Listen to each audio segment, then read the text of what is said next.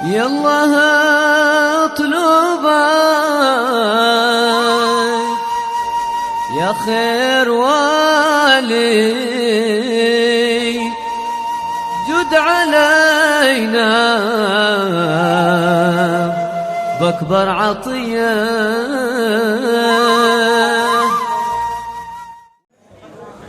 Bismillahirrahmanirrahim.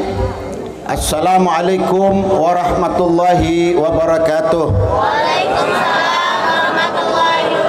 Alhamdulillahi rabbil alamin wa bihi nasta'in ala umuri dunya waddin wassalatu wassalamu ala ashrafil anbiya wal mursalin sayyidina wa habibina wa qurrata a'yunina sayyidina Muhammadin sallallahu alaihi wa alihi wasallam. Hamdan li rabbi khassana bi Muhammadin wa anqadana min dulmatil jahli wad dayajiri. Alhamdulillahilladzi hadana bi abdihil mukhtar man da'ana ilaihi bil idni wa qad nadana labbaika ya man dallana wa hadana. Sallallahu ta'ala wa baraka alaihi wa ala ali amma ba'd.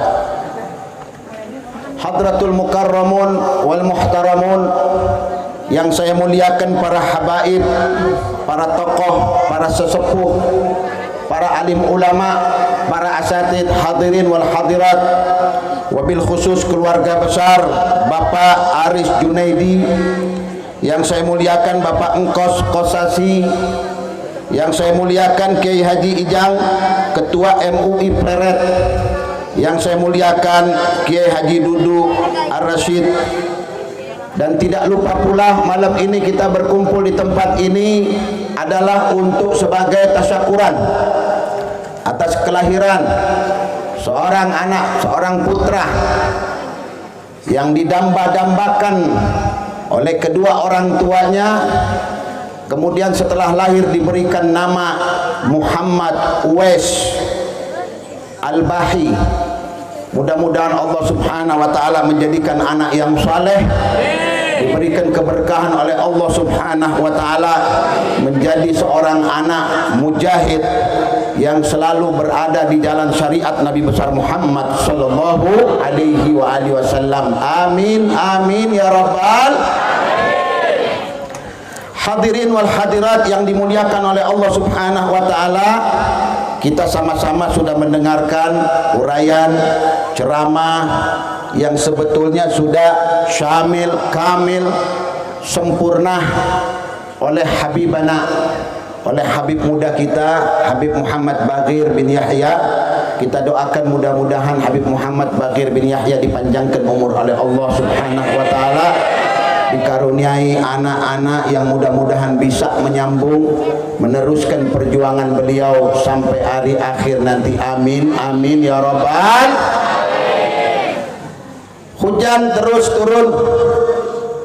Begitu sebelum dimulainya perayaan ini, tetapi alhamdulillah pada malam ini kita duduk, tikar bisa digelar, semua duduk dengan tenang, ibu-ibu, hadirin, adik-adik sekalian. Begitu luar biasa sesaknya tempat ini menunjukkan betapa cintanya kita kepada Sayyidina Muhammad, betapa rahmatnya Allah subhanahu wa ta'ala. Jalasna fi hadzal makan, mendudukkan kita di tempat ini lewat oleh seorang yang bernama Kang Aris Junaidi, mengundang kita ke tempat ini untuk bertatap muka, duduk bersama-sama dengan para alim ulama dan para habaib.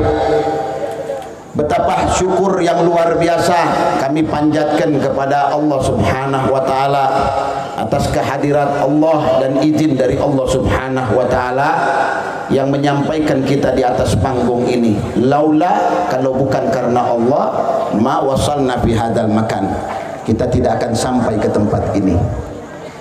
Oleh karenanya peristiwa-peristiwa yang terjadi akhir-akhir ini sebetulnya peristiwa yang sudah disetting, peristiwa yang sudah disiapkan, peristiwa yang sudah dibungkus tujuannya satu, untuk memberikan rasa khawatir kepada diri kalian, untuk menjadikan umat Islam semakin takut, menjadikan majelis-majelis taklim semakin mereka berpikir untuk menggelar tablik akbar.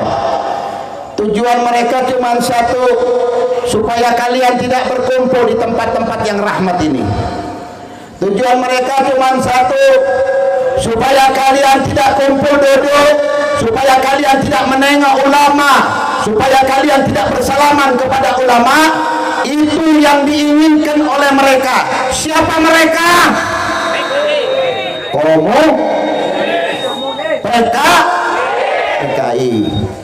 PKI ini memang kadang-kadang kalau kita lihat sepak terjang mereka, mereka sudah dihancur, dilululantahkan dari zaman ke zaman, dan PKI ini tidak akan pernah lama. Dulu saya ingat ketika Al-Habib Saleh ditanya oleh ulama-ulama dari Hadramut tentang komunis yang akan masuk di kota Tarim di Hadramut, kata Habib Saleh Tanggul, mereka tidak akan lama, mereka tidak akan lama, mereka masuk tapi mereka tidak akan lama, ajaran itu akan sirna. Subhanallah, Habib Saleh Tanggul dari Tanggul datang, kemudian mengeluarkan kalimat-kalimat yang membuat mereka ulama Hadramut menyuruh untuk mencatat kalam Habib Saleh dan dikirim ke Hadramut. Kata Habib Saleh, tidak akan menjadikan ideologi itu mengenai anak-anak cucu kita di Tarim. Subhanallah, dijaga oleh Allah Subhanahu wa taala. Begitupun di Indonesia, PKI sudah habis, PKI sudah babak belur, tapi ingat, ideologi mereka itu masih ada. Ini semua pekerjaan-pekerjaan mereka, menyuruh orang untuk menusuk, menyuruh orang untuk membunuh. Tujuannya untuk memberikan rasa gentar dan rasa takut kepada kaum muslimin. Makanya saya berpesan di tempat ini, kalau ada orang yang macam-macam sama ulama, jangan tunggu mereka dibawa keluar dari tempat ini, habiskan di tempat ini. Siap? Habiskan. Jangan diberi napas. Kalau dikeluarkan dari tempat ini bikin onar, nanti dia bikin lagi. Nanti mereka-mereka yang berencana itu akan mengatur-ngatur rencana. Kalau supaya mereka kapok, mereka berbuat tidak baik di tempat ini, punya niat tidak baik, habiskan di tempat ini. Baru mayatnya keluarkan dari tempat ini. Itu satu-satunya cara supaya mereka jerah dan kapok. Kurang ajar. Umat Islam bikin acara, memangnya acara-acara seperti ini, perkumpulan-perkumpulan seperti ini mendatangkan murka Allah? Memangnya perkumpulan tabligh akbar, di sini kami baca maulid, di sini kami menceritakan tentang sirah orang-orang besar, orang-orang yang kenal dengan Allah Subhanahu wa taala. Yang kami sebut di tempat ini ayat-ayat Allah, yang kami bawa di tempat ini hadis Nabi Muhammad, yang kita ceritakan di sini tentang riwayat para wali kekasih-kekasih Allah. Lalu apa kekurangan kami? Semua santri, orang-orang yang kumpul di tempat ini, mereka diajarkan tentang akhirat, untuk mengenal Allah Subhanahu wa taala, bukan untuk yang lain-lain. Makanya kepala desa, RT, RW, sampai pihak kecamatan dan lain sebagainya, jangan takut kalau orang berkumpul seperti ini. Jangan takut, corona dan lain sebagainya akan sirna dari bumi Indonesia dan seluruh negara. Corona jadi alasan, corona. Orang kumpul-kumpul tidak boleh, orang mau tabligh akbar tidak boleh, orang mau mendengarkan ulama berbicara tidak boleh, mau mendengarkan kelantunan ayat Allah dilantunkan tak boleh, mau mendengarkan orang berbicara tak boleh. Lalu panggung-panggung, dangdutan, panggung-panggung maksiat kalian biarkan, kalian tidak periksa, semua tempat-tempat dugem dan lain sebagainya kalian biarkan. Mal-mal kalian biarkan buka siang dan malam. Tapi kenapa hari ini dan beberapa hari-hari ini yang kalian soroti hanya masjid disoroti, majelis taklim disoroti, tabligh akbar disoroti, tidak boleh berkumpul-kumpul rame-rame, suruh pakai masker. Sedangkan mereka-mereka yang pakai masker disuruh orang di masjid pakai jarak 1,5 meter. Begitu keluar dari masjid, subhanallah, kumpul bareng-bareng bersesak-sesakan. Kita kadang-kadang ibu-ibu jadi bingung. Di masjid sholat menghadap Allah, di masjid kita yang kita hadap Allah, Sang Maha Pencipta Allah Subhanahu wa Ta'ala. Kita disuruh atur jarak, jangan dekat-dekat, berjauh-jauh. Tetapi ketika kita keluar dari masjid, kita berombolan, kita beramai-ramai keluar dari masjid. Bagaimana sistem yang telah diperjalankan ini? Bagaimana kekacauan ini? Apakah hal-hal yang seperti ini akan diteruskan terus, atau kita menyerahkan diri kita kepada Allah Subhanahu wa Ta'ala? Hadirin wal hadirat yang dimuliakan oleh Allah Subhanahu wa Ta'ala, oleh karenanya tempelkan diri kalian dengan Allah, satukan diri kalian dengan Allah.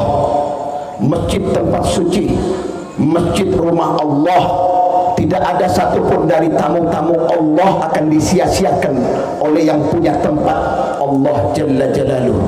Kecamkan itu pada diri kalian. Kita masuk rumah Allah, masjid, musala, baitun min buyutillah, rumah dari rumah Allah. Apakah rumah Allah tempatnya sangkar para penyakit-penyakit? Apakah tempat rumah Allah itu karpet dan lain sebagainya menempel penyakit-penyakit, tidak dibiarkan, kemudian membahayakan untuk orang lain? La, demi Allah, rumah Allah suci. Semua karpet-karpet itu sudah ada pembersih-pembersihnya. Siapa itu? Malaikat-malaikat Allah Subhanahu wa Ta'ala. Ente datang ke masjid bukan maksiat, betul? Datang ke masjid bukan maksiat. Datang ke masjid karena undangan Allah. Datang ke masjid karena mendengarkan azan, panggilan Allah. Kita mau sholat, kita mau tadarruk, kita mau dekat sama Allah.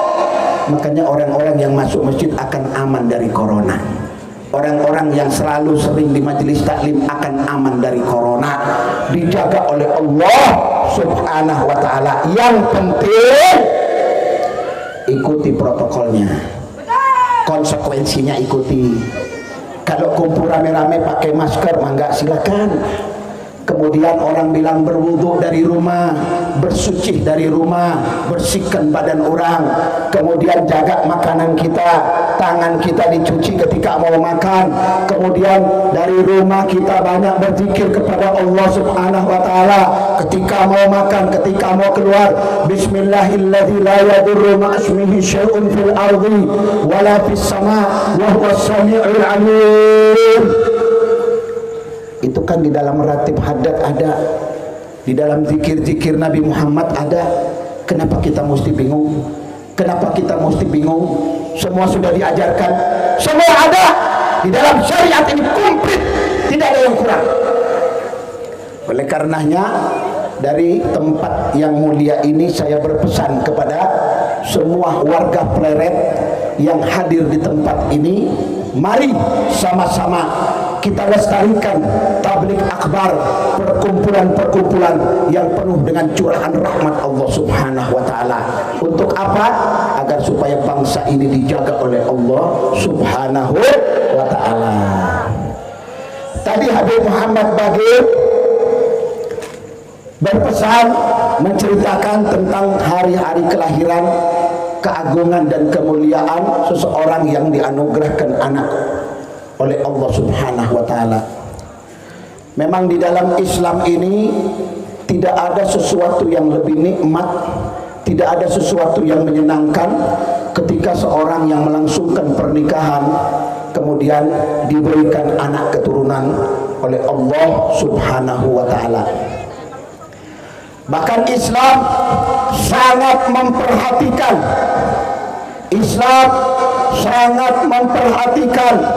tentang seorang anak, tentang seorang pemberian dari Allah Subhanahu wa taala, sangat diperhatikan oleh Islam. Dari mulai mau melahirkan, kemudian hamil, kemudian lahir, kemudian terjadilah pendidikan terhadap agamanya untuk mengenalkan Allah Subhanahu wa taala. Islam sangat memperhatikan hal-hal yang seperti ini. Oleh karenanya diperhatikan oleh Islam, sehingga Allah Subhanahu wa taala memberikan pemahaman dan pengertian kepada mereka-mereka yang sudah dikaruniai anak oleh Allah, atau mereka-mereka yang belum dikaruniai anak oleh Allah Subhanahu wa taala, hendaklah dia menyerahkan semuanya kepada Allah Subhanahu wa taala. Di dalam surat Asy-Syura dari ayat 49 sampai ayat 50 jelas gamblang Allah Subhanahu wa taala menjelaskan, memberikan pemahaman kepada kita. A'udzu billahi minasyaitonir rajim. Bismillahirrahmanirrahim. Lillahi mulkus samawati wal ard. Allah Subhanahu wa taala memiliki kerajaan langit. Allah dialah Allah yang memiliki kerajaan bumi. Yakhluqu ma yasha. Allah berkehendak menciptakan apa yang diinginkan oleh Allah Subhanahu wa taala. Dia Maha berkehendak. Yakhluqu ma yasha. Apa maunya Allah? Mau menciptakan, mau apa saja apa maunya Allah. Yakhluqu ma yasha. Kemudian setelah Allah Subhanahu wa taala mengatakan yakhluqu ma yasha, yahabu liman yasha'u inasa, dialah Allah yang memberikan kalian anak-anak perempuan, wa yahabu liman yasha'u dzukura, dia juga Allah yang akan memberikan kepada kalian anak-anak laki-laki. Semua atas kehendak Allah Subhanahu wa ta'ala. Makanya ibu-ibu yang belum dikaruniai anak, jangan pernah kita merasa gusar, jangan pernah kita menyesal, jangan pernah kita katakan pada diri kita Allah nggak adil. Hati-hati yang belum menikah, belum dapat anak, jangan kita berputus asa kepada Allah Subhanahu wa taala. Buka ayat ini kalau pulang. Surat Asy-Syura ayat 49 sampai 50. Tadabbur, perhatikan bagaimana bunyi ayat ini. Lillahi mulkus samawati wal ard. Yakhluqu ma yasha. Yahibu liman yasha'u inasa wa yahibu liman yasha'u dzukura. Wa yuzawwiduhum dzukrana wa inasa. Dan dialah Allah Subhanahu wa taala memberikan anak-anak perempuan kepada kalian, atau memberikan anak-anak laki-laki kepada kalian, atau dia Allah memberikan dua-duanya kepada kalian, ada anak laki, ada anak perempuan. Wa yaj'alu ma yasha'u aqima, dan dia juga Allah berkehendak untuk menjadikan seorang perempuan atau seorang laki itu mandul. Dia Allah Subhanahu wa taala. Innahu alimun qadir. Dia Allah Subhanahu wa taala yang maha mengetahui, yang maha perkasa, yang maha berkuasa. Allah Jalla Jalaluhu. Maksudnya apa ibu-ibu? Terima apa yang sudah dikehendaki oleh Allah. Tinggal kita berusaha, bukan putus asa, bukan menyesali. Ada orang baru 2 bulan 3 bulan menikah sudah ada bibit. Datang bulannya sudah mulai terhenti, stop, sudah tidak main lagi, tidak haid lagi. Ada orang 1 tahun menikah, 2 tahun menikah, 3 tahun, 4 tahun, 5 tahun belum diberikan anak oleh Allah Subhanahu wa Ta'ala. Tidak boleh menyesal, tidak boleh banyak menuntut kepada Allah, tidak boleh kemudian kita merasa gusar, merasa Allah tidak adil. Jangan, tapi usaha memohon, meminta, ketuk pintu langit Allah Subhanahu wa Ta'ala, itu boleh. Ada cerita di zaman Nabi Allah Musa alaihissalam, ada satu orang wanita perempuan menikah sudah lama, berpuluh-puluh tahun tidak diberi anak. Kemudian perempuan ini berjumpa dengan Nabi Musa alaihissalam. Dalam perjumpaannya perempuan ini meminta kepada Nabi Musa untuk berdoa, bermunajat kepada Allah, karena dia tahu Nabi Musa Khalilullah, Nabi Musa Kalimullah, tempat Allah berdialog. Maka perempuan ini, tolong Musa, minta kepada Allah supaya saya diberikan keturunan. Ini seorang perempuan yang memohon menjadikan Musa wasilah kepada Allah Subhanahu wa Ta'ala. Usaha, ikhtiar dari seorang perempuan. Ketika datang meminta, kata Musa, baik, saya akan minta kepada Allah Subhanahu wa Ta'ala. Ketika memohon Nabi Allah Musa alaihissalam, ya Rabb, inna fulana binti fulan, fulan anaknya fulan, ja'at indi, datang kepadaku meminta supaya dia diberikan keturunan. Apa kata Allah Subhanahu wa Ta'ala kepada Musa? Qala ya Musa, kullaha, katakan kepadanya, innaha aqim, sesungguhnya perempuan itu mandul, nggak punya keturunan, nggak bisa punya anak. Bu, ini Allah berpesan kepada Nabi Musa untuk disampaikan kepada perempuan yang sudah lama menikah tidak diberikan anak. Dengarkan baik-baik cerita ini. Ini kisah nyata terjadi kepada Nabi Allah Musa alaihissalam. Setelah lewat 1 tahun, setiap berjumpa perempuan itu minta kepada Nabi Musa untuk doa, karena dia tahu Allah akan menerima doa Musa. Ketika berdialog lagi Musa beberapa tahun kemudian, apa kata Allah? Ya Musa, ini qad qultu laka, aku sudah mengatakan kepada engkau, innaha aqimah, karena perempuan itu mandul. Katakan kepadanya, dia mandul, nggak bisa punya anak. Ketika Musa menyampaikan kepada perempuan ini tidak menangis, ibu-ibu. Lihat contoh perempuan yang kuat, kepercayaan dan keyakinannya kepada Allah Subhanahu wa Ta'ala. Bukankah Allah itu Rahim? Bukankah Allah itu maha berkuasa? Bukankah Allah itu maha berkehendak? Idza arada syai'an an yakuna lahu kun fayakun. Jadi maka jadi. Kalau orang punya keyakinan, sebetulnya maaf ulama-ulama mah sebetulnya nggak terlalu urgent sekali ya. Maksudnya orang bilang untuk dikawal, udah ada Allah Subhanahu wa Ta'ala. Udah ada Allah Subhanahu wa Ta'ala. Cuman yang begini-begini memang perlu, mesti. Untuk apa? Untuk siap apabila terjadi sesuatu. Makanya saya waktu nonton penusukan kepada Syekh Ali Jabir itu, saya kadang-kadang agak heran. Kenapa ketika orang itu lari, yang duduk masa nggak ngelihat itu orang lari? Ada orang lari mengeluarkan pisau menuju ke panggung, bukan dibawa ke panggung. Syekh Ali dalam keadaan duduk tiba-tiba menoleh. Masa jamaah-jamaah yang ada itu kok seperti lengah, terlupakan? Ada apa ini? Ada apa di negeri orang ini? Ada apa?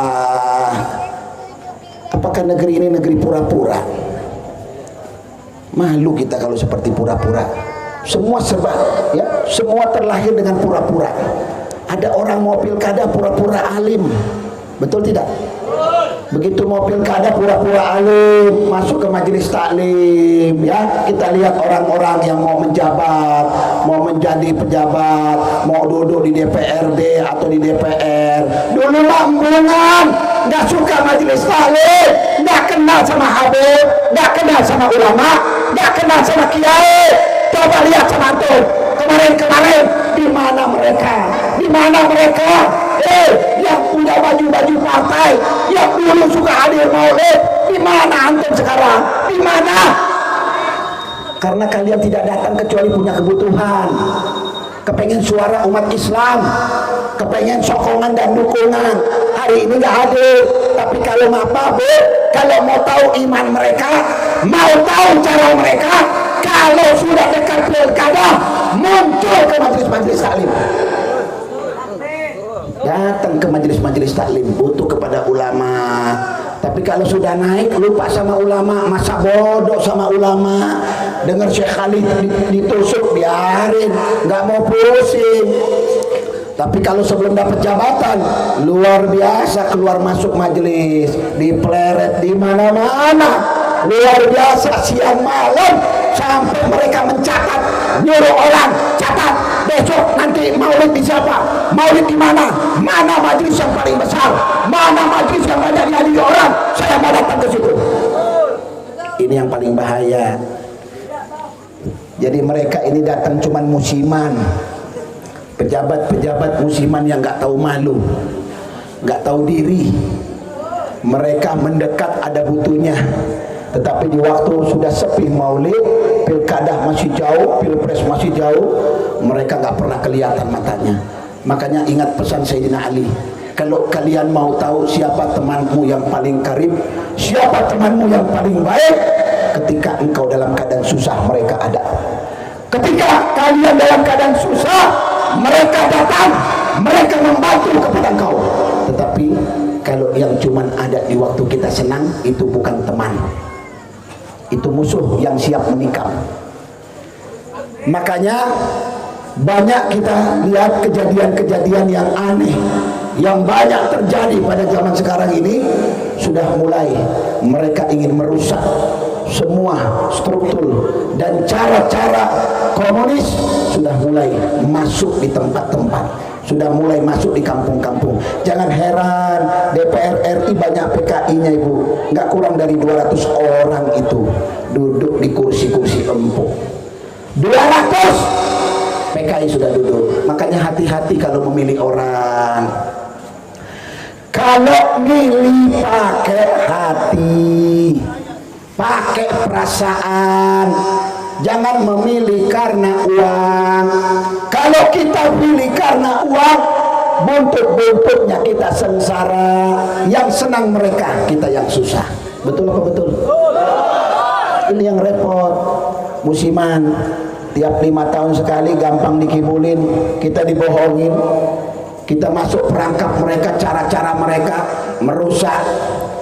Makanya ibu-ibu doakan semoga pemuda dan pemudi, mujahid dan mujahidah FPI dipanjangkan umur oleh Allah, diberikan kekuatan untuk mereka, diberikan kekuatan lahir dan zahir, diberikan kekuatan dan kesehatan oleh Allah Subhanahu wa ta'ala. Semoga mereka mendapatkan karunia dari Allah, dan ada di antara mereka yang belum menikah, mudah-mudahan Allah nikahkan dengan perempuan-perempuan yang salehah, karena mereka banyak berjasa tanpa dibayar, berdiri di depan panggung, jalan kehujanan, mereka selalu mengawal para ulama setia. Apa kata atasan? Kawal si pulang, kawal si pulang, kawal si anu, dikawal. Nggak dibayar bu, nggak digaji, motor bensin pakai uang sendiri pribadi. Luar biasa FPI. Doakan biar FPI semoga selalu akses dan selalu berkembang, semakin banyak anak-anak muda kita untuk masuk ke FPI, Front Pembela. Luar biasa, kita doakan. Makanya kalau kita melihat baju-baju yang seperti ini, jangan dikatakan radikal. Belum pernah kita dengar ada FPI musuh ulama, belum pernah. Ini luar biasa bimbingan Habib Muhammad Rizik Syihab. Hebat imam kita, luar biasa imam kita. Kita doakan semoga Habib Rizik dipanjangkan umur oleh Allah, diberikan panjang umur oleh Allah, dijaga, dilindungi oleh Allah, kembali ke Indonesia dalam keadaan selamat, kembali ke negeri ini dalam keadaan selamat, dijaga keluarganya, anak keturunannya. Mudah-mudahan Habib Rizik menjadi imam kita, imam besar bangsa Indonesia yang akan membawa bangsa ini menjadi bangsa yang disegani oleh bangsa-bangsa lain. Amin, amin ya rabbal. Bapak-bapak, ibu-ibu yang dimuliakan oleh Allah Subhanahu wa taala, kita kembali kepada tentang kelahiran seorang anak bayi. Semua orang menantikan kelahiran, semua orang menginginkan kelahiran. Tetapi bagaimana cara kita mendidik? Habib Muhammad Bagir tadi sudah menyinggung, pelihara anak kita, jaga anak kita, didik baik-baik mereka supaya mereka tidak tersalah pergaulan-pergaulan yang salah. Jangan sampai mereka ini tidak mengenal Islam, jangan sampai mereka tidak mengenal agama, jangan sampai mereka tidak mengenal Allah, apalagi mereka tidak mengenal Nabi Muhammad sallallahu alaihi wasallam. Dulu orang-orang Yaman itu, habaib-habaib kita, salaf-salaf kita di kota Tarim, kalau kelahiran bayi itu mereka bawa bayi mereka itu kepada orang-orang arif billah, dibawa kepada ulama-ulama besar, bu, dibawa digendong bayinya, dibawa ke rumahnya Habib Fulan, dibawa kepada ulama Fulan, wali Fulan, dimintakan doa, didoakan, ditahnik. Apa itu tahnik? Ya, mengambil korma dimakan oleh si ulama atau si wali, ya. Begitu sudah mulai hancur dan halus, kemudian dimasukkan ke langit-langit si bayi. Subhanallah, didoakan, doakan biar berkah, panjang umur, menjadi orang alim. Begitu mereka. Kalau kita mangga punya anak bayi, ya, bukan dibawa kepada ulama, bukan dibawa kepada sesepuh-sesepuh, dibawa nonton di bioskop. Betul apa enggak, Pak? Betul enggak, Bu? Dibawa ke bioskop, dibawa ke mall, dibawa jalan-jalan, dibawa ke situ bulet, ya, biar maksiat, biar kebagian ada setan, dedemit segala macam, ya, ada genderuwo, supaya ditengok sama genderuwo, ditengok sama setan-setan di situ bulat, ya, iblis-iblis rambut panjang, supaya ditengok anak orang. Kalau orang-orang dulu paling takut bawa anaknya di waktu maghrib keluar. Ingat itu. Orang dulu takut bawa anaknya keluar, apalagi masih bayi, dibawa keluar ke jalanan. Naudzubillah, dibawa ke bioskop, nonton film bareng-bareng sama orang-orang. Subhanallah, masih kecil sudah dididik nggak benar. Matanya yang tadinya suci mulai dikotori. Yang salah siapa, Bu? Ibunya salah, bapaknya salah. Makanya jangan salah Allah Subhanahu wa taala di dalam Al-Qur'an. Qu anfusakum wa ahlikum nara. Hati-hati kata Allah, jaga anakmu, keluargamu dari apa? Dari nerakanya Allah Subhanahu wa taala. Orang dulu dibawa ke orang alim, minta didoakan, minta ditatap, ditengok matanya. Alayallah binadrah minal aini rahimah. Allah, mata para wali rahim. Allah, ngedengarnya aja enak.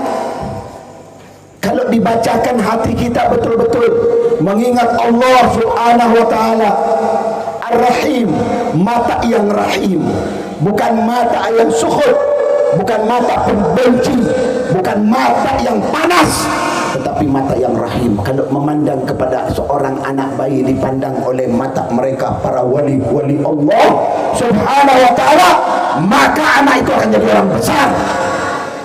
Itu orang dulu. Kita lihat dulu zaman Habib Abdul Qadir bin Ahmad, habaib-habaib kita yang dulu, subhanallah, haris, mereka paling menjaga hal-hal yang seperti. Kalau mereka mendengar ada Salah satu orang wali masuk ke rumah fulan, dibawa anaknya, mulai yang bayi sampai yang kecil-kecil dibawa untuk sungkem, tabarukan, mengambil berkah dari mereka-mereka, dipegang, disentuh, ditatap mata mereka. Antum bisa bayangkan, hidung, tangan mencium wali kekasih-kekasih Allah Subhanahu wa taala, enggak bakal disentuh kalian oleh api nerakanya Allah Subhanahu wa taala. Kalau disentuh, begitu luar biasanya sentuhan mereka, betapa anusnya dan betapa rahimnya mereka, orang-orang yang dekat dengan Allah Subhanahu wa taala. Dari mulai lahir dikenalkan Allah, dari mulai mau bicara raditu billahi rabban wa bil islami dinan, itu yang dilantunkan, yang diajarkan kepada mereka. Bukan balonku ada, bukan itu kita, timang-timang anakku sayang, bukan itu yang diajarkan kepada mereka. Ajarkan tentang mahabbah kepada Allah, mahabbah kepada Nabi Muhammad sallallahu alaihi wasallam. Itu yang terpenting. Lihat kenapa orang-orang dulu itu, Sayyidatuna Hannah, siapa yang enggak mengenal? Ibundahnya Sayyidatuna Maryam, Imran punya istri namanya Hannah.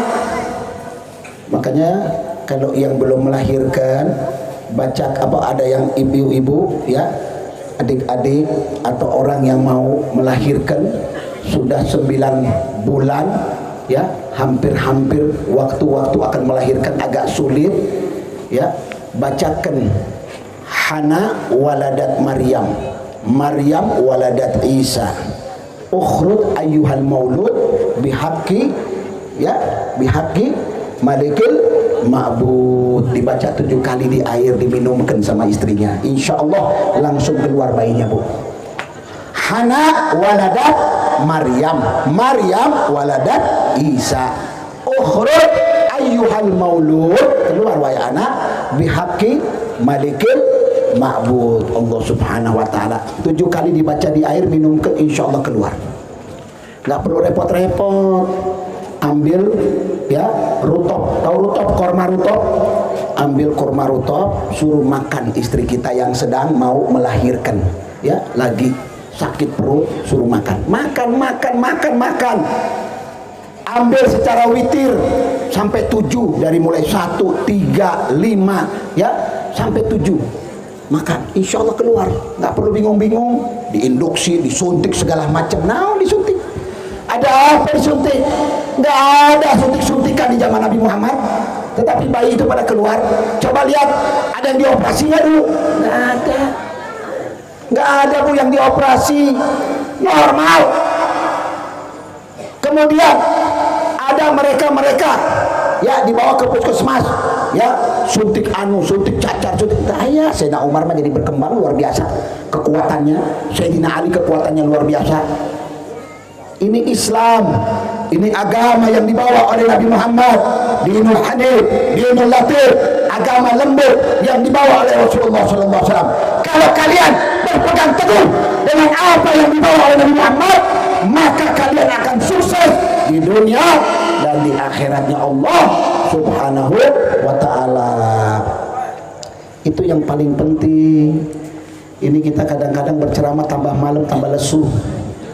Kelihatannya karena dihujanin, sepertinya kurang bersemangat. Baru jam 10 lebih, hampir setengah 11. Mestinya majelis-majelis yang seperti ini selalu dikumandangkan selawat kepada Nabi Muhammad SAW, agar supaya kalau selawat sering banyak, kita berselawat kepada Rasulullah SAW, maka majelis kita akan diberkahi oleh Nabi Muhammad SAW. Yuk sama-sama yuk, untuk sama-sama kita mendengarkan lantunan-lantunan selawat. Insya Allah akan dipimpin langsung oleh tim Hadrah Rawdatul Ghannah, agar supaya kita lebih dekat kepada Nabi Muhammad SAW, agar supaya Allah berikan keberkahan kepada kita. Ayo bismillahirrahmanirrahim, baca selawat. Ayo tim Hadrah.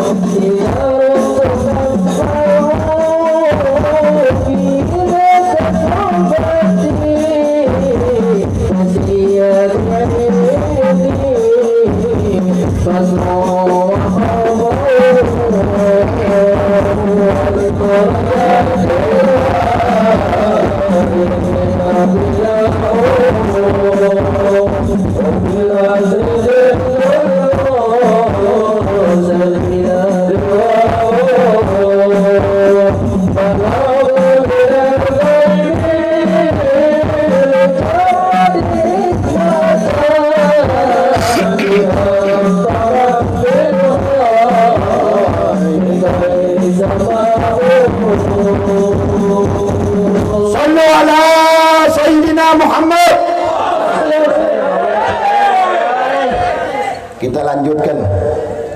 Bapak-bapak, ibu-ibu yang dimuliakan oleh Allah Subhanahu wa taala, betapa luhur yang maha kuasa Allah Subhanahu wa taala memberikan kenikmatan kepada kita sehingga Allah jama'tana fi hadzal makan, kumpulkan kita di tempat ini. Oleh karenanya khusyukkan diri kalian kepada Allah, munajat meminta kepada yang Maha Rahim, ketuk pintu Allah Subhanahu wa taala. Wa idza qubila da'watukum, kalau dia menerima doa kalian, anzala alaikum rahmah, dia akan turunkan rahmat kepada kalian.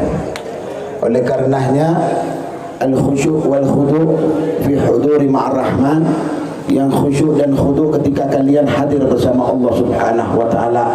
Betapa perkumpulan-perkumpulan yang seperti ini dikaruniai oleh Allah Subhanahu wa taala rahmat, dicurahkan oleh Allah Subhanahu wa taala rahmat. Tidak ada tempat yang lebih agung, lebih mulia dari perkumpulan bersama Sayyidina Muhammad. Tidak ada tempat yang lebih agung, lebih mulia ketika orang berkumpul bersama-sama untuk mengenang dan mengingat Sayyidina Muhammad. Betapa luar biasa nama itu ketika dipanggil dapat menggetarkan jiwa kita, sanubari kita, syaukan bih, semakin rindu untuk kepingin bermimpi berjumpa Sayyidina Muhammad sallallahu alaihi wasallam. Oleh karenanya kesyukuran ini dan kenikmatan ini sehingga Allah Subhanahu wa taala menjadikan kita sebagai umat Rasulullah sallallahu alaihi wasallam. Oleh karenanya mereka-mereka yang diberikan anak oleh Allah, mereka mendapatkan amanah yang Allah titipkan kepada mereka. Anak amanah, istri amanah, mesti dibimbing mereka, diajarkan mereka untuk supaya tidak melanggar syariat Nabi besar Muhammad sallallahu alaihi wasallam. Oleh karenanya kelahiran ini adalah titipan dari Allah Subhanahu wa taala. Ketika orang dititipkan anak, berarti orang tersebut siap untuk menjalankan semua apa-apa yang diperintah oleh syariat. Anak harus dididik, anak harus diajarkan tentang agama, anak harus diajarkan untuk mengenal, anak harus diajarkan untuk segala-galanya, bagaimana cara mereka untuk bergaul, bagaimana cara mereka untuk mendekatkan diri, bagaimana cara mereka untuk beradaptasi, bagaimana cara mereka untuk beribadah, bagaimana cara wudhu, bagaimana cara-cara yang lain. Semua itu diajarkan kepada anak-anak kita. Oleh karenanya orang tua yang punya anak tidak mengajarkan anak-anaknya untuk mengenal Allah, mengenal Nabi Muhammad, maka orang tua tersebut akan dimasukkan ke dalam nerakanya Allah Subhanahu wa taala. Wal ya'udzubillah, kita berlindung dari semua hal-hal yang seperti itu. Bu, punya anak nggak gampang. Punya anak tanggung jawab luar biasa. Punya anak kita mesti pintar-pintar cara mendidik mereka. Betapa banyak kita lihat anak-anak perempuan sekarang sudah balighah tapi nggak pakai jilbab. Sudah banyak kita lihat anak-anak laki sekarang balik tetapi mereka belum sholat, belum mengenal Allah. Kalau ditanya kepada mereka siapa Nabi Muhammad, ada berapa istri Nabi Muhammad, ditanya kepada mereka tentang Hijriyah, bulan-bulan Hijriyah, nggak ada yang paham, nggak ada yang ngerti. Ditanya kepada mereka Al-Quran, sudah hafal juz berapa, ayat berapa, surat berapa, belum banyak hafal, baru cuma bisa Fatihah, Qulhu dan lain sebagainya. Tapi kalau ditanya tentang lagu-lagu, musik-musik, sudah paling hafalnya orang. Kalau ditanya tentang mereka-mereka pemain-pemain bola, hafalnya luar biasa anak-anak kita. Tahu sampai urusan gajinya Ronaldo, tahu berapa per pekan gaji Ronaldo, tahu. Subhanallah. Bu, apa anak-anak kita mau kita cekoki dengan hal-hal yang seperti ini? Apakah anak-anak kita mau kita ajarkan dengan hal-hal yang seperti ini? Apakah kita menginginkan mereka jauh dari Allah, jauh dari syariat Nabi Muhammad? Jangan sampai urusan anak-anak menjadi tanggung jawab kita yang begitu besar. Sudah besar yang akan kita pikul di hari kiamat. Kita ini akan ditanyakan, umur yang Allah berikan kau kemanakan, harta yang Allah berikan kau kemanakan, semua, istri, kemudian masih lagi mau mikul yang lain-lain, anak-anak dan lain sebagainya. Betapa luar biasa seorang suami bebannya di hadapan Allah Subhanahu wa taala. Makanya orang-orang yang menikah dunia itu jangan cuma tahu bikin anak, jangan tahu cuma bikin anak. Ketika anak itu lahir, bacakan, doakan, mintakan perlindungan kepada Allah Subhanahu wa taala. Sayyidatuna Hana itu ketika melahirkan Maryam, Siti Maryam, itu minta perlindungan kepada Allah Subhanahu wa taala. Inni u'iduha bika wa dzurriyyataha minasyaitonir rajim. Surat Ali Imran 36. Allah Subhanahu wa taala menjelaskan bagaimana ibundanya Sayyidatuna Maryam ketika melahirkan ibunya Isa alaihissalam meminta kepada Allah Subhanahu wa taala perlindungan untuk anaknya dan keturunannya. Kita ini wallahu a'lam, apa dulu kita dimintakan perlindungan dari syaitan?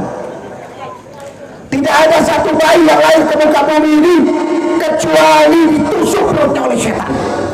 Makanya jangan heran kalau lihat bayi begitu lahir nangis. Bayi setiap lahir nangis. Semua Bani Adam yang orang tuanya, kakek-kakeknya tidak meminta perlindungan kepada anak-anaknya, maka keturunannya akan diganggu sampai hari kiamat. Makanya kan kita selalu ngelihat kalau ada bayi begitu lahir, itu ditusuk sama setan. Kaget mereka itu, ya, ditusuk oleh setan. Tidak ada satupun, ya, itu pusarnya tuh ditusuk semua. Tapi Sayyidatuna Hana ketika melahirkan itu dia minta perlindungan untuk Maryam, anak keturunannya. Makanya ketika Maryam melahirkan Isa itu tidak diganggu oleh setan. Tidak diganggu oleh setan. Falamma wada'tuha, ya, ketika dia mengatakan Sayyidatuna Maryam, ketika aku melahirkan, qalat rabbi inni wada'tuha unsa. Ya Allah, aku melahirkan anak perempuan, Maryam.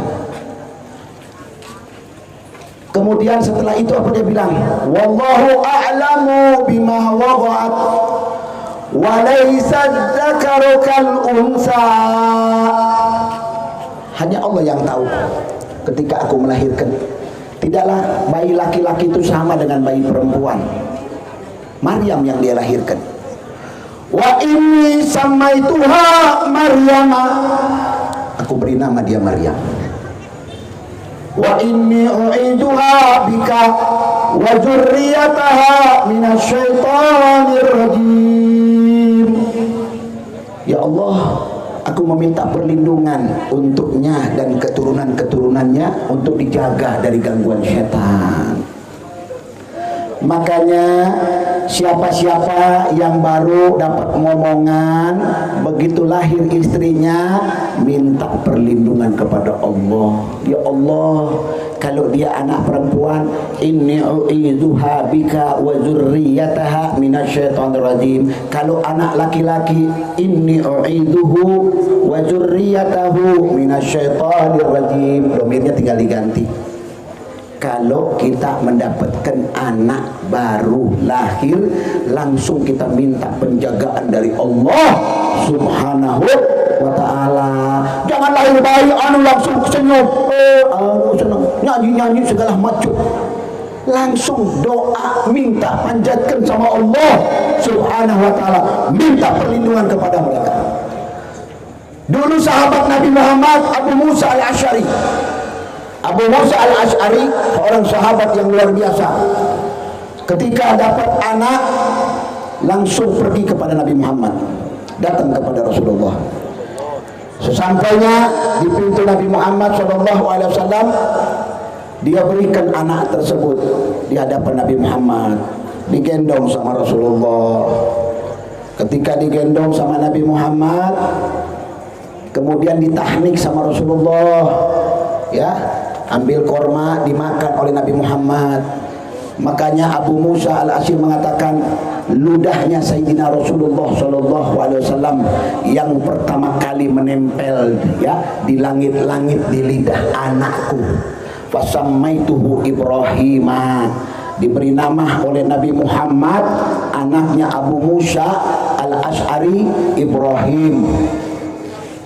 Diberkahi, didoa oleh Nabi Muhammad SAW. Wa kana Sayyidatuna Asma binta Abu Bakr. Ada juga Sayyidatuna Asma. Siapa yang kenal Sayyidatuna Asma? Seorang perempuan pemberani, punya anak namanya Abdullah bin Jubair. Suaminya Jubair. Siapa yang nggak kenal Sayyidina Jubair? Luar biasa, didoakan oleh Rasulullah SAW. Ya, ketika lahir anak Sayyidatuna Asma, putri dari Sayyidina Abu Bakar As-Siddiq, cepat lari-lari ketika dia hijrah ke Madinah. Kemudian dia melahirkan di Madinah. Langsung begitu dapat bayi laki-laki dibawa ke hadapan Nabi Muhammad SAW. Diberi namanya anaknya Abdullah ibn Zubair. Abdullah ibn Zubair yang meminum darah Nabi besar Muhammad sallallahu alaihi wasallam. Ketika Nabi ya bekam, diminum darahnya. Subhanallah. Ketika lahir anak itu, lalu kemudian Rasulullah talaba minha, minta dari Sayyidatuna Asma, ambilkan tamar korma. Didekatkan kepada Nabi korma, dimakan oleh Rasulullah. Dimakan, begitu sudah halus kormanya, dikeluarkan oleh Rasulullah, dimasukkan ke dalam langit-langit Sayyidina Abdullah bin Zubair. Lalu kemudian pada aluh Nabi doakan, waburi kaluh, kemudian Nabi berkahkan dia. Subhanallah, didoa oleh Rasulullah sallallahu alaihi wasallam. Jadi begitu ibu-ibu, para sahabat itu melakukan. Kalau mereka kelahiran ke anak itu datang kepada Nabi Muhammad, minta untuk didoakan oleh Rasulullah, minta untuk disentuh oleh Nabi Muhammad, minta untuk ditatap oleh Rasulullah, karena mereka tahu anak itu akan diberkahi oleh Allah Subhanahu wa taala. Makanya jangan heran ulama-ulama tuh begitu, orang-orang dulu tuh begitu, salaf-salaf kita tuh begitu, mereka betul-betul menjaga hal-hal yang seperti ini. Makanya ibu-ibu kalau punya anak itu subhanallah, kita nih gampang mau jadikan tuh anak ulama, bajingan kumaha ibu nak kumaha bapak. Betul tidak? Betul. Mau anak kita itu jadi ulama, menghafal Quran, bagaimana usaha bapak ibunya? Kalau anak kita mau jadi penghafal Quran, kirimkan ke tempat ma'had-ma'had untuk penghafal Al-Quran. Doakan dari rumah, minta titip kepada ustazah atau ustaz yang berpihak di tempat itu. Minta. Kemudian tiap malam kita ketuk pintu Allah. Ya Allah, mudahkan, yassirlaha, mudahkan, gampangkan, tanamkan Al-Quran dalam sanubari anakku. Insya Allah jadi. Tapi kalau anak kita biarkan masa bodoh, kita ini kadang-kadang subhanallah malu. Itu Syekh Ali Jabir itu berkeinginan ya, setiap tempat itu ada orang hafizul Quran, hafal Al-Quran. Makanya dia punya program 1 juta penghafal Al-Quran. 1 juta penghafal Al-Quran digembleng. Makanya kita kadang-kadang miris, sedih.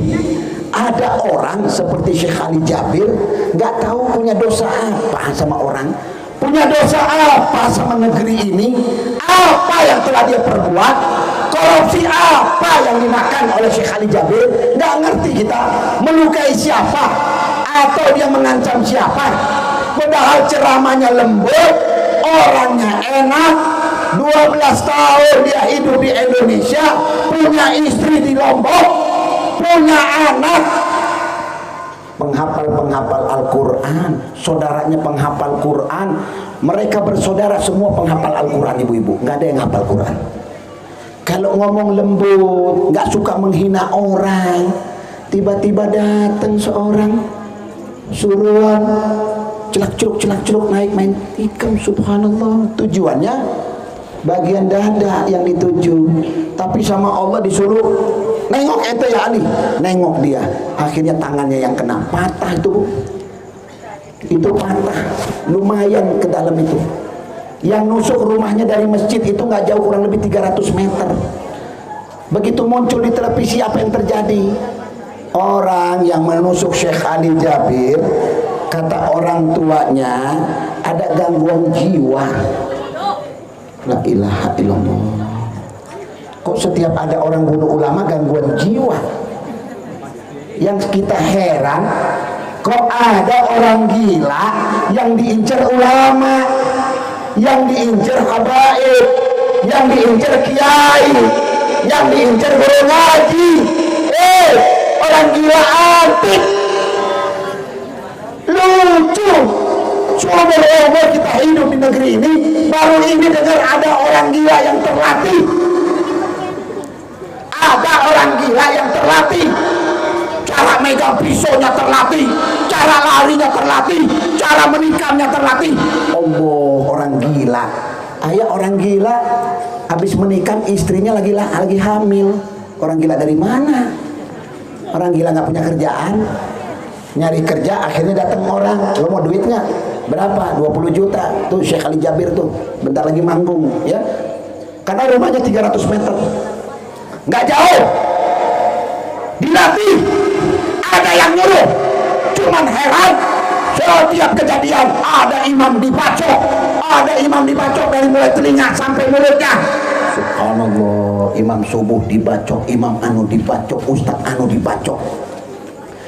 Heran, kok tak ada pejabat yang dibacok ya? Ayo, Anda tanya, ceng. Ada apa ini? Kok ulama yang diincar? Ini orang gila dilatih di mana orang gila ini? Orang gila dilatih di mana? Wah. Ini yang perlu kita selidiki sama-sama, ibu-ibu, bapak-bapak. Makanya kalau ada yang datang kemari, orang gila, kalau dibilang, kalau kita serahkan kepada yang lain dibilang orang gila. Lebih baik kita jadiin gila di tempat aja dia. Begitu dia berbuat, kita bikin gila-gilaan. Ayo, lo gila, gue gila juga ya. Lo bacok gue cuma 1 kali, gue cincang 40 kali lo. Biar kebingungan orang yang mengutin lo punya daging-daging. Coba main-main ke pleret orang gila. Jangan cuma Syekh Ali Jabir di Lampung. Coba sekali-sekali main-main ke pleret, ke majelis-majelis pleret. Coba ente ganggu ulama, coba ente usik ulama, mati lo betul-betul. Mati, jasadnya lagi diketemukan. Nggak perlu dipendam di anul, masukkan ke dalam got. Kalau perlu ke pipa yang 3 in 4 in, masukkan ke dalam pipa. Biar nggak ketemu jasadnya. Kurang ngajar. Ulama yang diincar, orang hafal Quran lo incar. Lo nggak tahu dalam darahnya itu mengalir kalam-kalam Allah, firman Allah, ayat Allah ada pada jasadnya. Mulutnya keluar kalam-kalam Allah. Itu bukan orang durjana, bukan orang pengkhianat, bukan orang koruptor, tapi dia apa yang disebutkan oleh Nabi Muhammad, mereka penghafal Al-Quran, ahlullah, keluarganya Allah. Penghafal Al-Quran itu keluarga Allah. Lu jangan main-main sama keluarga Allah, bakal binasa hidup lu. Jangankan melihat surga, neraka pun tempat lu paling bawah, paling dasar. Makanya kita kadang-kadang subhanallah, kita doakan ulama kita biar dipanjangkan umur, dijaga sama Allah subhanahu wa ta'ala, diberikan mereka kekuatan oleh Allah subhanahu wa ta'ala. Pisau bisa patah ibu-ibu, pisau dapur. Pisau dibikin buat ngupas bawang, ngupas tomat, ngupas apel, ngupas buah-buahan. Lo pakai buat menusuk seorang penghafal Al-Quran yang datang ke pelosok-pelosok untuk mengenalkan orang Al-Quran, kalam Allah. Mereka dia membuka pintu-pintu Allah subhanahu wa ta'ala. Orang begini dimusuhin. La ilaha illallah. Apa nggak salah ini? Kita ini kadang-kadang sedih. Ada apa sama negeri kita ini? Ada apa? Ada apa? Padahal orang-orang dulu itu sangat menghormati ulama. Belum datang saja betapa luar biasanya mereka memuliakan ulama. Tempatnya dijaga, segala macam dijaga. Allahu Akbar. Ini kita kadang-kadang subhanallah. Makanya kita bersyukur kita berkumpul malam ini. Dan ketika kita berkumpul, jangan lupa kita doakan untuk ulama-ulama kita agar dijaga oleh Allah subhanahu wa ta'ala, diberikan ketabahan oleh Allah. Mereka nggak takut, nggak gentar. Syekh Ali begitu kena malam manggung lagi, begitu kena malam manggung. Kenapa? Nggak takut. Mereka orang-orang kenal Allah nggak takut mati, ibu-ibu, nggak takut mati. Yang takut mati itu preman, yang takut mati bajingan, yang takut mati orang yang koruptor, orang maling, itu takut mati. Tapi orang-orang ulama Allah, mereka malahan bersyukur kalau mati sedang berjihad di jalan Allah. Orang yang mati di panggung lagi tausiah berjihad di jalan Allah, siapa yang nggak menginginkan? Saya dari rumah saja sudah ngomong sama istri, kalau terjadi sesuatu pada diri saya, ya, maka itulah anugerah yang paling nikmat Allah berikan kepada saya. Nangis istri orang. Saya setiap mau manggung tulis wasiat, tempel di bawah bantal, segala macam wasiat. Nanti kalau manggung lagi besok tulis lagi. Takut ya, pergi orang bilang dengan jasad, pulang ruh yang datang. Ya, tinggal orang bilang ruh kita udah diangkat oleh Allah, tinggal jasad yang pergi kita jasad waruhan, pulang tinggal jasad biduni ruh tanpa ruh. Bisa jadi seperti itu. Makanya doa kita itu cuma minta kepada Allah, kalau memang engkau ingin mematikan kami ya Allah, matikan dalam keadaan hal yang baik, dalam keadaan yang diridhoi oleh engkau, diridhoi oleh Nabi Muhammad sallallahu alaihi wasallam. Enggak ada yang tahu umur kita ya Allah. Kadang-kadang subhanallah, imam sholat subuh dibaca, apa mau disuruh sekarang imam, kalau imam bawa golok lucu kita ngelihatnya. Penceramah bawa senjata, bawa pedang, bapak-bapak ibu-ibu hadirin, ini pedang nih bawa. Ya orang juga takut, komunis juga ngeri kamu lihat kita bawa pedang mah, ya ngeri. Makanya orang bilang paling enak dipancing mereka mah. Ya ulah banyak EPI, dia EPI ngumpet weh. Begitu dia naik ke atas panggung baru dibejekkan weh, dihabiskan, dibabetkan weh. Kalau begini-begini mah maaf-maaf tuh bakal natang, tuh bakal kumpul mereka. Diem di ujung nih ngelihat weh. Subhanallah.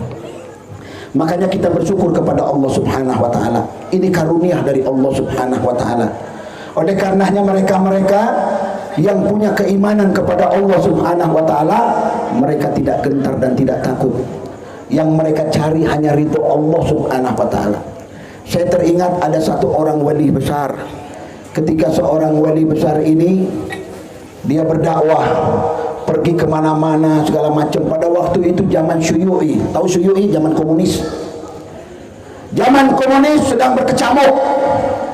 Lalu dikatakan dulu ada ulama fulan, pergi dia berdakwah tidak kembali-kembali, tinggal nama yang kembali, jasad nggak ketahuan di mana jasadnya. Termasuk ayahanda Habib Umar, Habib Umar bin Muhammad bin Salim, bapaknya ayahanda Habib Umar namanya Habib Muhammad. Itu mau sholat Jumat bersama dengan Habib Umar. Habib Umar masih kecil. Saya ingat cerita itu dikisahkan oleh guru saya Al-Habib Dem. Ketika dulu ulama-ulama tarim itu kalau mau ceramah mesti laporan dulu, laporan bahwa mereka akan berceramah, akan mengisi atau apa segala macam. Kemudian begitu masuk dengan Habib Umar di satu masjid, dipanggillah Habib Muhammad. Keluar Habib Muhammad, serahkan surbannya, syalnya kepada Habib Umar kecil. Pegang wahai waladin.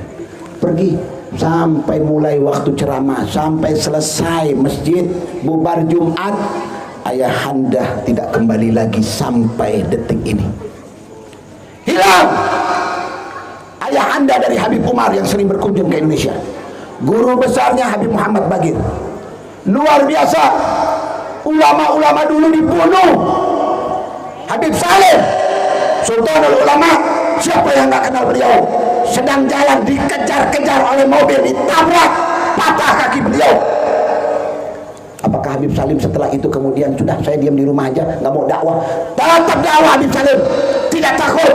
Mereka terus berdakwah untuk supaya syariat Nabi Muhammad tersebar ke seluruh bumi pertiwi. Itu hebatnya mereka orang-orang dulu. Mentalnya mental baja orang dulu.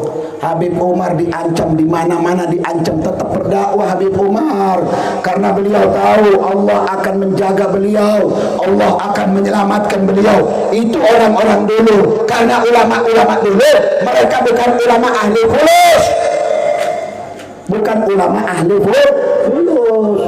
Mereka lillah wa fillah, berdakwah tidak dibayar. Mereka datang dari tempat begitu sulitnya, tempat yang mereka mesti lewati di Hadramut. Ketika ada satu orang Habib dikatakan, saya khawatir kalau kamu ke sana untuk dakwah begini kamu akan dibunuh. Apa dia katakan? Demi Allah, kalau seandainya saya untuk berdakwah ke negeri sana, kemudian mereka akan mencincang-cincang tubuh saya, demi Allah saya tidak akan tinggalkan syariat Nabi Muhammad ini. Tidak akan saya tinggalkan dakwah ini. Walaupun nyawa saya pergi berangkat, walaupun badannya dicincang-cincang, gak gentar mereka. Bagaimana cuma mau ditusuk, mau dikejar-kejar. Lihat Habib Muhammad Rizik ketika mau datang di Purwakarta, saya ingat banget waktu itu masih ya urusan tentang sampurasun, dicegat oleh preman-preman bayaran. Gak gentar Habib Rizik, sama sekali tidak gentar. Duduk di depan mobil beliau bermerek ketahuan, gak pindah mobil, tetap situ. Luar biasa kalau buka sejarah tentang beliau. Di Poso, di mana-mana beliau luar biasa. Di barisan depan Bu, bukan di barisan belakang. Habib Rizik jangan ditanya orang bilang untuk cara-cara berkelahi, sudah dia pendekarnya pendekar. Hebat, luar biasa. Orangnya biasa-biasa, tapi jiwanya luar biasa. Hebat, tak gentar kepada musuh. Makanya beliau menantang, berapapun, apapun yang kamu ingin, pilih tempatnya, pilih waktunya, di mana saya akan datang. Itu beliau. Kalau orang-orang berdakwah karena Allah, berani, mental baja, karena mereka tahu kematian itu surga menanti untuk mereka. Betul? Mati surga menanti kepada mereka. Tapi kalau orang-orang pendosa, neraka menunggu mereka, malaikat menunggu di kuburan untuk membejak-bejak mereka, untuk menghancur-hancurkan tubuh mereka. Siap dimutilasi di dalam kuburan. Malaikat-malaikat jangan main-main. Pesuruh-pesuruh Allah subhanahu wa ta'ala, kalau Allah menyuruh kepada mereka untuk berbuat, maka mereka akan melakukan apa yang diinginkan oleh Allah subhanahu wa ta'ala. Makanya malam ini kita berkumpul untuk menguatkan jiwa kita, supaya agar kita selalu dalam keadaan sehat walafiat. Dan kita memohon kepada Allah subhanahu wa ta'ala, mudah-mudahan sahibul hajat dipanjangkan umur oleh Allah subhanahu wa ta'ala. Yang sedang tertimpa sakit, mudah-mudahan diangkat penyakitnya oleh Allah subhanahu wa ta'ala. Yang sehat dijaga kesehatannya oleh Allah subhanahu wa ta'ala. Yang punya hajat digodok hajatnya oleh yang maha rahman. Yang kepingin belum menikah, kepingin menikah, dimudahkan untuk mendapatkan jodoh, laki-laki mau perempuan. Yang belum punya anak, mudah-mudahan diberikan anak keturunan. Yang belum mendapatkan apa-apa, diberikan oleh yang maha rahman. Wahai yang maha melihat, wahai yang maha bijaksana, wahai penguasa langit dan bumi, hanya kepada Engkau kami memohon dan meminta. Ya Allah, kabulkan segala hajat-hajat kami, hajat dunia dan akhirat kami. Pertemukan dan perjumpakan kami dengan Sayyidina Muhammad. Mata yang apabila memandang menyejukkan hati kami, tangan yang apabila menyentuh harum semerbak harumnya, luar biasa, tak terlupakan senyumannya, dan tak terlupakan bau wanginya yang begitu luar biasa. Belum pernah kami mencium bau sebagaimana baunya minyak wangi Sayyidina Muhammad sallallahu alaihi wasallam. Tubuhnya wangi, badannya wangi, semua yang ada di dalam jasad beliau wangi. Ya Allah, ya Allah, ya Allah, selamatkan semua umat Nabi Muhammad, dunia dan akhirat. Selamatkan ulama-ulama kami, selamatkan ulama-ulama kami, selamatkan sesepuh-sesepuh kami, selamatkan para habaib-habaib kami, panjangkan umur mereka dalam keadaan sehat walafiat, luaskan dakwah mereka, sampaikan dakwah mereka ke pelosok-pelosok yang belum pernah menerima dakwah, sampaikan dakwah Sayyidina Muhammad sallallahu alaihi wasallam. Ya Allah, yang maha rahim, yang maha rahman, pada malam ini kami memohon kepada Engkau agar Engkau memberikan keberkahan kepada kami yang hadir di tempat ini, semua yang kecil maupun yang besar, laki-laki maupun perempuan, yang muda maupun yang tua. Jangan Kau bangkitkan kami dari tempat ini kecuali dosa-dosa kami telah Engkau hapuskan. Wahai yang maha rahim, wahai yang maha menerima taubat, wahai yang maha berkuasa, semua diri kami serahkan kepada Engkau yang maha rahman.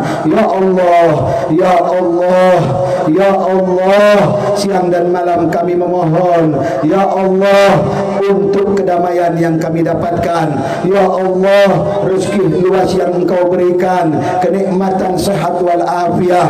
Ya Allah, ya Allah, kuatkan jiwa kami, kuatkan sanubari kami, kuatkan iman kami, agar supaya kami terus berdakwah, menyampaikan lisan, menyambung lisan Sayyidina Muhammad sallallahu alaihi wasallam, agar supaya dakwah ini sampai ke telinga-telinga mereka, anak-anak dan keturunan mereka yang hadir maupun yang tidak hadir. Ya Arhamar Rahimin, Ya Arhamar Rahimin, hanya kepada Engkau kami memohon, kabulkan segala doa dan hajat-hajat kami. Ya Allah, apabila ada di tempat ini yang sudah lama menikah belum dikaruniai anak, Ya Rabb, atas keberkahan majlis ini, atas keberkahan pertemuan malam ini, berkahi mereka Ya Allah, mudahkan mereka Ya Allah, berikan keturunan yang soleh dan solehah, karuniakan kepada mereka keturunan yang berkualitas, dapat membanggakan kedua hati orang tuanya, membanggakan hati Sayyidina Muhammad sallallahu alaihi